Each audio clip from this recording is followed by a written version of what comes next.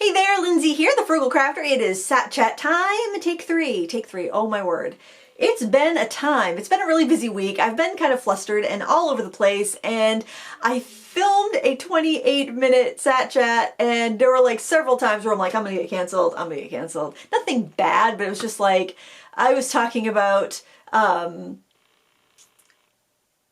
look, I'm just going to cancel myself all over again. No, I'm not even talking about what I was talking about because you never know. There's always sensitive people. I don't want to undermine anybody's sensitivities. I know everybody has different traumas in their past, and I just kind of like verbally vomit every week during Sat Chat. And the fact that I'm still here is probably a testament to the tolerance of you fine viewers, and I do appreciate that. So I just finished a couple tries at Sat Chat, and I decided, you know what, let's just see if we can do something a little bit more polished. Lindsay, you're a hot mess. We all know you're a hot mess, but could you be a little bit less of a hot mess?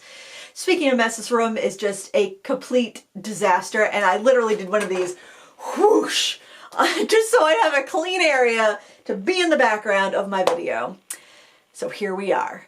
That painting there, I was inspired to do that because last week I mentioned going painting on the Brewer Waterfront with my friend Karen, and here are the paintings I did on the Brewer Waterfront last week. This is the first time I'm looking at them. Well, actually the first filming of Sat Chat was the first time I looked at them since I did them, and they're okay. They're okay, but you know what? I think the reason, I'm just going to hold it, hopefully it focuses on that. I think the reason to paint outdoors is to get the experience of being in the landscape, to kind of light up those parts of your brain that atrophy when you do the same thing over and over again. It's a novelty of it. I think that's very inspiring. Being out in the sunshine is so nice, and it's just, and being out with people, it's great. It recharges you. I don't think that painting outdoors is necessarily to get the most beautiful painting. Your conditions are not optimal. In fact, it's working through those creative struggles that make you really enjoy it, that really engage all of your senses. All your senses are engaged. You're going to smell what the food truck is cooking. You're going to smell the grass that's just been cut. You're going to feel the sun on your skin. You're going to hear the sounds of the birds and the traffic and all of that. That's part of it. It's a totally immersive experience. And I don't think the artwork is ever the best it could be painted outdoors in life, but what you take from that, the energy and vitality and feeling in the artwork is unmatched. And a painting may not be as technically good done in plein air, but it may be more beautiful just because of the energy and the vitality that you see in the brush strokes. So I'm a big fan of it. I love it. I've got many plans to paint outdoors this summer. I signed up for the plein air days at the botanical gardens here in Maine in June. I'm excited for that.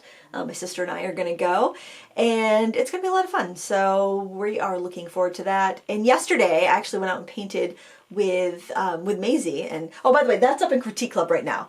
Before I get completely sidetracked, Critique Club, I'll put a link in the video description if you want to check it out. I'll have a time lapse on YouTube tomorrow, but that's up in Critique Club.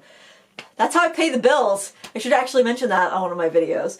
Oh, and this is up on my YouTube channel. This little, it wasn't painted in plein air, but it was from a photo from Mickey Harper, and she gave me permission to paint it, and it was a lot of fun. So that real-time tutorial is on my YouTube channel for free for everyone to see.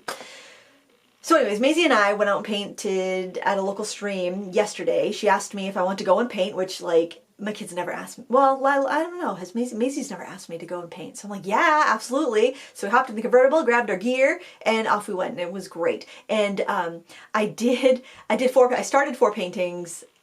I didn't really finish any of them, but I did share the sketch I did of Maisie. Maisie was sitting on a towel painting, and I was going to be painting the landscape, and I looked at her and I'm like, that's so cute. And so I did a sketch of her painting, and I wish I'd taken a photo of it before I started, because the pose was so nice, and I didn't want to ask her to recreate it.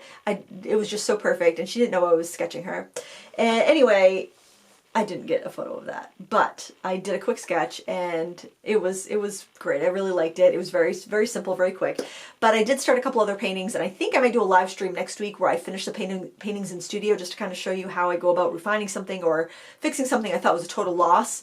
Because I started a bunch of things, I just couldn't commit. I was like, I don't know. I did take photos of the things that I started, so between reference photos and going from what I remember, I think it'll be fun to finish those off. So let me know if you're interested in that in the comments below. And speaking of Maisie, I did not touch her room. Everyone's like, don't do it. Don't clean her room. You may find things you don't want to find. And I didn't. I was actually just so busy. Anyway, she cleaned her room. She got rid of like 6 trash bags full of clothes. Her room looks great. It looks like an Airbnb up there. It's like, this is the cleanest room in my house right now. That is saying something. And my daughter Maisie's room is the cleanest room in the house. I'm such a bad housekeeper.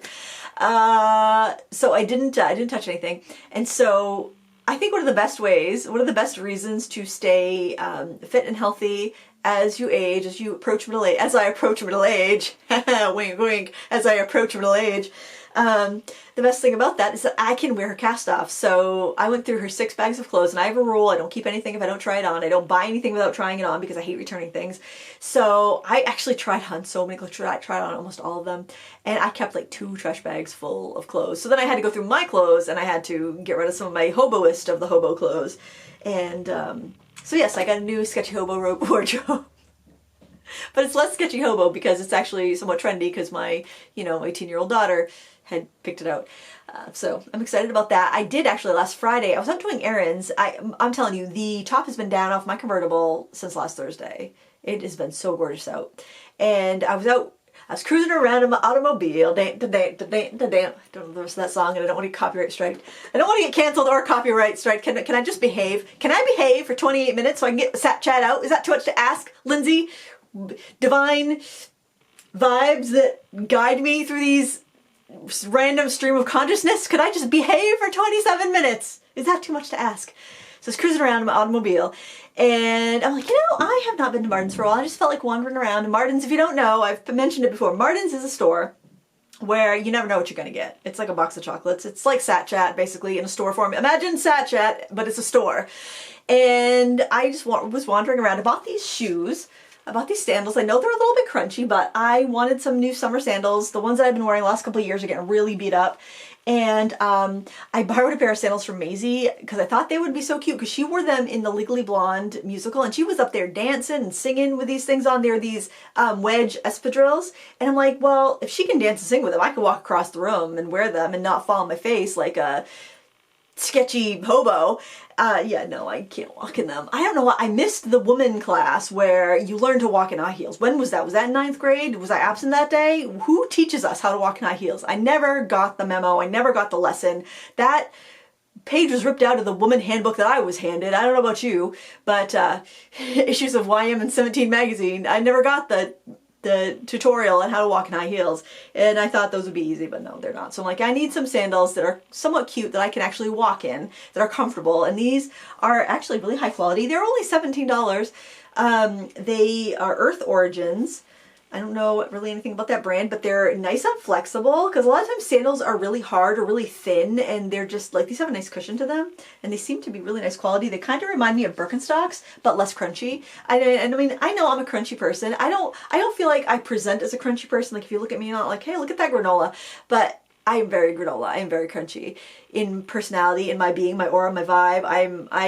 I am the crunchiest of crunchy. So, but I don't necessarily want to look crunchy because I want people to judge me. I guess being crunchy, somebody thinking you're crunchy is not the worst thing. I love my hippie brethren. But anyway, I like to look a little bit more elegant, funky, funk-elegant. I don't know. I just got my vibe, I'm trying to take a little bit more pride in my appearance so I'm not a bridge troll every single day, especially when I'm out in the world, because I do want to get out of the world more. I do not feel like I am my best self when I'm being a hermit because my mental health suffers, and I feel much better when I'm out amongst people, and I spend about 80% of my time in complete solitude with my work.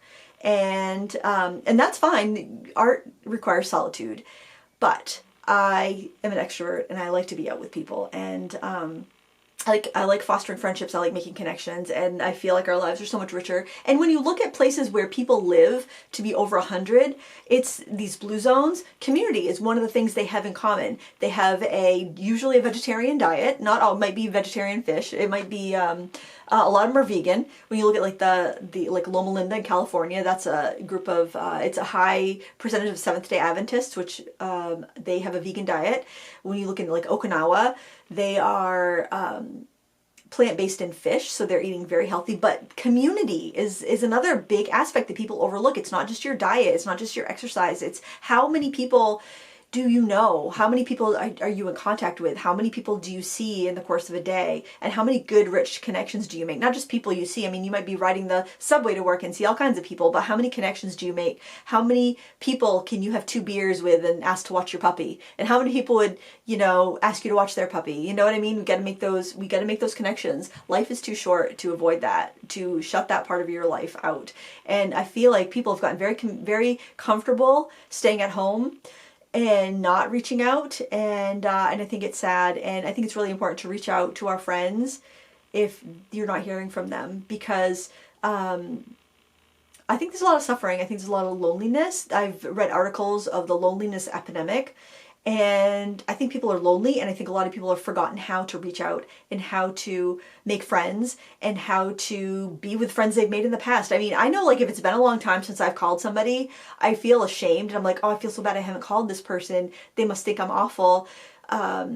Especially because I'm usually the extrovert in, like, a relationship, and then it gets harder and harder to reach out to somebody if you haven't reached out to them, you know, and I think we just need to stop. We should have a day. There should be a day where it's just like phone a friend day, and it doesn't matter how much time has passed. You just pick up a phone and you call them, and you just have a conversation, and you get back in touch with people, and there can be no grievances. There can be no bad thoughts about that, no bad vibes about that. Speaking of bad vibes, I had the weirdest dream last night. I dreamt that I was a senator, or I was somehow some sort of politician. I don't know exactly what sort of politician I was, but I was like, I had some power. I was elected to something, and I think I was a senator. And I was in the Senate or in the White House. I don't know, wherever they do their thing. I was out there, you know, the columns, the stone columns and everything. I was doing my senator job. I don't know what I was doing, but I was there. And, this is so weird because I do not know much about this woman except that she's always in the news for being, you know, insane. But Marjorie Taylor, is it Marjorie Taylor Greene or Smith? She's known for being kind of radical and crazy. She was just really mean to me, and I said, what is your problem? What have I ever done to you, Marjorie Taylor Greene Smith, whatever your name is? And she's like, I just don't like your sunshine and rainbows attitude. And she's, you know, and that was it. She's like, I just don't like your sunshine and rainbows attitude. I'm like, well, there. And then I woke up and I'm like, I didn't have a chance to defend myself. And I was like, oh, I thought that was so, I don't even know what party I was representing. I don't even know what my job was. I think I was a senator. I don't know if I was like a representative or one of the, like, you know, what is there, 100? 100, one of the ones that there's 100 of, or one of the ones that there's like hundreds of. I don't know what kind of senator I was, or if I was a senator, I don't know. Maybe I was a lobbyist. I don't see myself as a lobbyist, but I don't know. If I was lobbying for some good company, maybe. I don't know. But I was in the Senate and I was being told off by Marjorie Taylor Greene. Is it Greene or Smith? I don't know. But she didn't like me, I'll tell you that. No, no, no. I hope I never meet her in real life. I'd be kind of afraid. But that was kind of a random, bizarre dream that I had.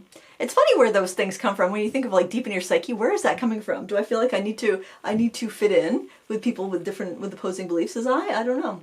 I feel like I have opposing beliefs of everybody sometimes. So yeah, I don't discriminate. I will have opposing beliefs from any side of the political spectrum. So yeah, you're not pinning me down. No, no, no. I'm not getting canceled by half of my audience. No, no, no. I started a new regimen this week. I started a self-tanning regimen. Do you like my tan? Huh? Look at this golden glow. Look at me. Have I been to the beach? Or am I just self-tanning? Do I look golden? I've been using Jergens Natural Glow, and I love it. And it is a tanning lotion, and you put it on once a day. For like 5 days, or until you achieve your desired level of bronze, and then you could use it every other day or every third day to maintain that level of bronze. And I've actually heard that if you use one of the more like advanced tanners, like I haven't used self tanner since I was in high school, and I remember being a little orange, and when it faded in like very patchy, and I didn't want that. But I wanted a tan, and I didn't want to lay in the sun because I don't want to get skin cancer or get wrinkles, and notice the order I put that in because I don't want to get canceled, but what's our priority, right? I didn't want to get wrinkles. And so I certainly don't want to get skin cancer either. And I'm not making light of skin cancer. That's awful. I'm not making light of that. Please don't cancel me.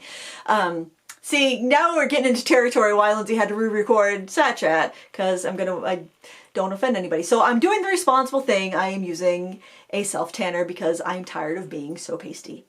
And so I love it. I love it. It's I'm using the fair to medium extra firming version because it's clinically proven in 7 days to reduce cellulite. Not that I have any cellulite, but if I did, it would be gone in 7 days, and I'm kind of excited about that. So not that there's anything wrong with having cellulite. We all have, I'm gonna be honest, we all have cellulite. It's just part of life. Look at this. Look at this. We all have it. It's here. It's on our bodies. We're of a certain age. We're approaching midlife, friends. We're all approaching midlife, and it's going to happen. So you need a tan. You need to remove some cellulite. Jergens Healthy Glow. I'm loving it. No, Healthy Glow, Natural Glow. Natural Glow. Actually, I tried it because, and honestly, the only reason I tried it is because my friend Cindy recommended it. She is a licensed beautician, and she specializes in doing spray tans.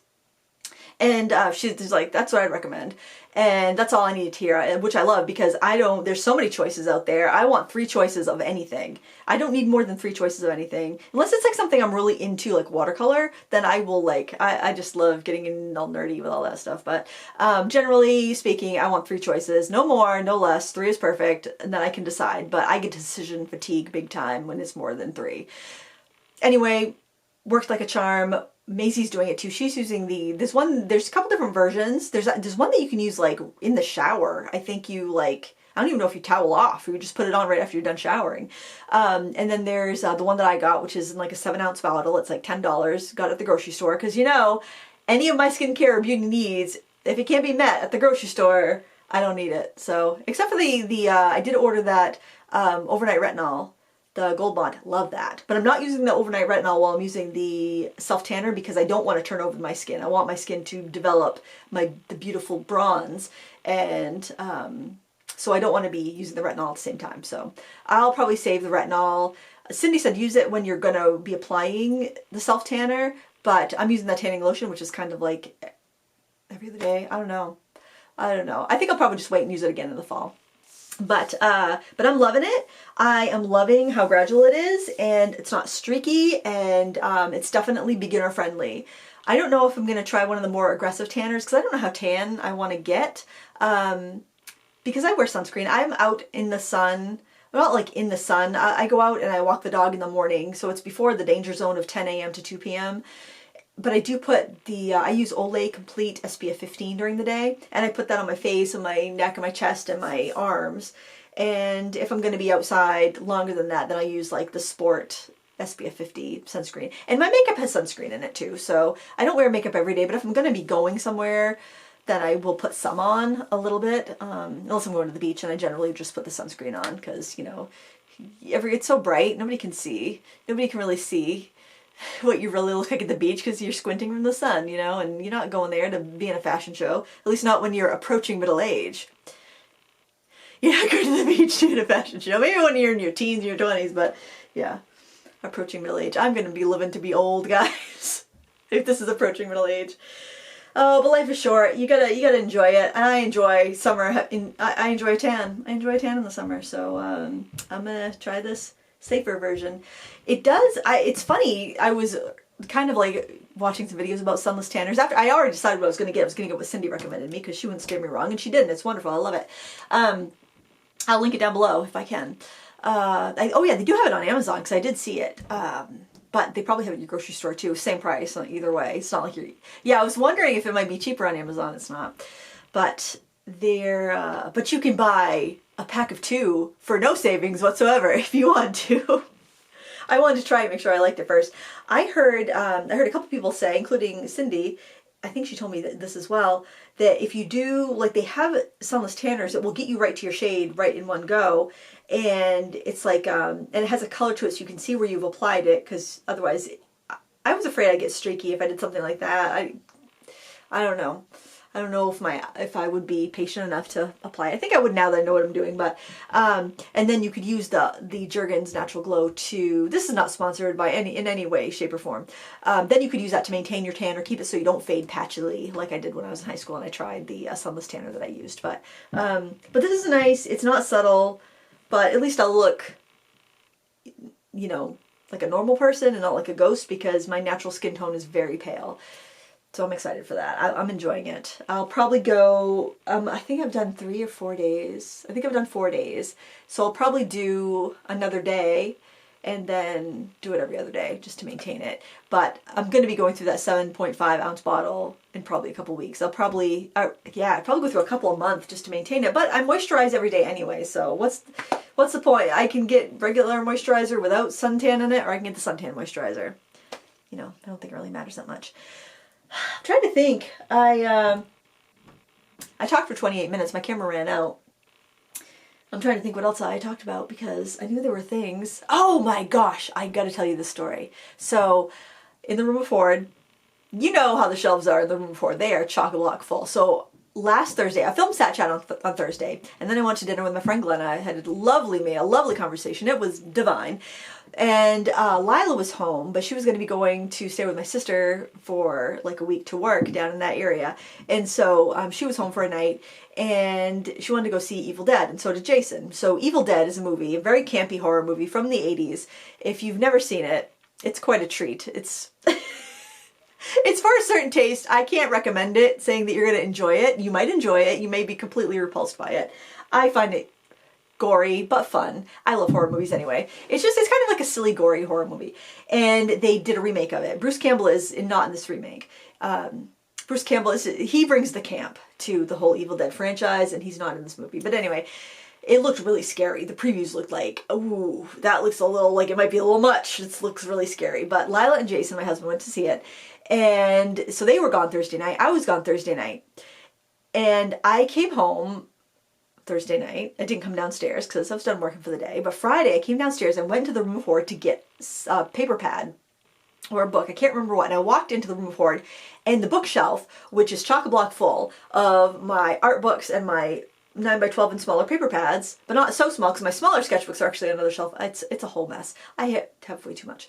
And as somebody approaching the middle of my life, I am wondering, will I be able to use it all before I die? We will see. Anyway, that's neither here nor there. My shelf is heavy. It is a brick. It's only a $20 shelf that I bought from Walmart like 25 years ago. So it's not like the highest quality piece of furniture, mind you. But I mean, I figure with all of the density of all of the books that it's got to be pretty rugged. So anyway, the shelf was up against the cement wall, not like, there was about a 5-inch space, and I had a vapor barrier so that moisture didn't get to my books. But anyways, it had gone, whoom, it was on the floor like that, every book in its place, except for the things that I had stacked on top of the shelves, frames, and yeah, there was a big mess. I did do an Instagram story of it if you caught that last week. But anyway, so every book was meticulously in its place. It was on the floor. And so I took a picture. I sent it to Jason. I'm like, oh my gosh, look at this. How crazy. And he goes, wow, do you think somebody pushed it over? And that just freaked me out because he was thinking that this shelf was on the opposite side of the room that abuts his woodworking area. So I have like tarps and stuff. Like we have a ranch, so the basement's pretty big. And there's a beam going down the center of the ranch. And on one side of it is my room of Horde and my filming room. On the other side of it is Jason's workshop, wood shop, and exercise area. So he was thinking that maybe he had moved some lumber and knocked it over from his side. I was thinking a spiritual entity, an evil spirit had come through the wall and pushed it down. That's first thing that right through my mind. And I'm like, I flew up those stairs. I'm surprised there wasn't a Lindsay-shaped door in the Lindsay-shaped hole in the door going upstairs because I was out of there so fast.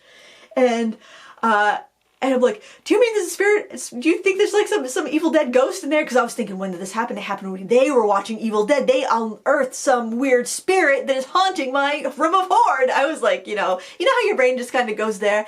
And I was totally freaked, and I could not come back downstairs until he was home. Because I'm like, if there is going to be some weird zombie spirit coming through the walls, I need somebody to be able to rescue me from that nonsense, because I will just have a heart attack and keel right over, because I would not be good in that sort of panic crisis situation. I tell you that right now. I would not be able to deal with that. It just wouldn't happen. I can't remember what I talked about in this sat chat versus the last sat chat, so I don't want to repeat myself, so hopefully I'm not forgetting any really delightful stories.